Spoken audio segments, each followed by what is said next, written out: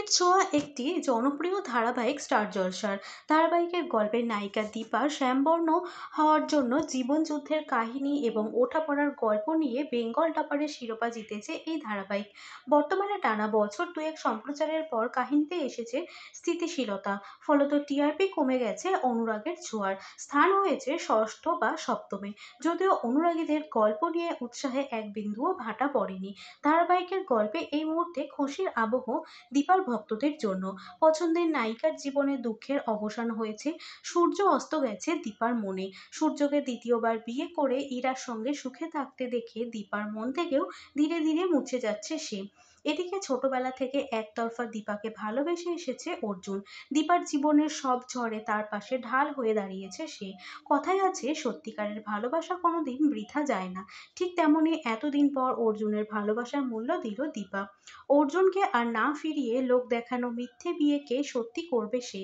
তাদের বিয়ের তোড়জোড় চলছে এখন চক্রবর্তী আর সেনগুপ্ত পরিবারে, যাকে বলে চূড়ান্ত প্রস্তুতি। তার মাঝেই দীপা আর অর্জুনের জীবনে নয়া ঝড়। আগ বাড়িয়ে ইনস্টিটিউশনের দায়িত্ব নিতে চায় পৃথা। বলে বিয়ের পর অর্জুন আর দীপার উচিত একে অপরকে সময় দেওয়া। বিয়ের এত ব্যস্ততা, তারা বিয়ের পর ঘুরতেও যাবে। এত কাজ সমুদার পক্ষে সামলানো সম্ভব নয়। তাই পৃথা এই কাজের দায়িত্ব নিতে চান। তবে পৃথা দেবী সুবিধার মহিলা নন, জানে দীপা।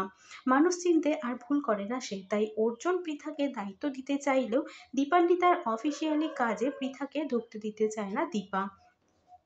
এসব নিয়ে যখন জোর জলঘোলা চলছে তখন সেখানে উপস্থিত হয় লাবণ্য সেনগুপ্ত।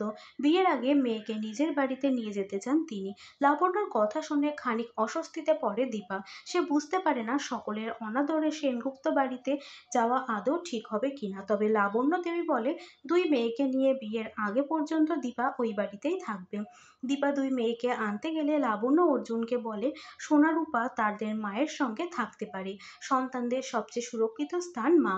অর্জুনও সন্তান স্নেহে সোনারূপাকে আগলে রাখবে, কিন্তু তাদের সেনগুপ্ত পদবি যেন বদল করে দেওয়া না হয়। হাজার হোক সূর্যের রক্ত বইছে দুই মেয়ের শরীরে। অর্জুন লাবণ্য দেবীকে অভয় দিয়ে বলেন সোনারূপার সঙ্গটাই তার কাছে সব, পদবী অন্তরায় নয়। জোর করে সোনারূপাকে তার বাবা বা বাবার পরিবারের থেকে আলাদা করবে না সে।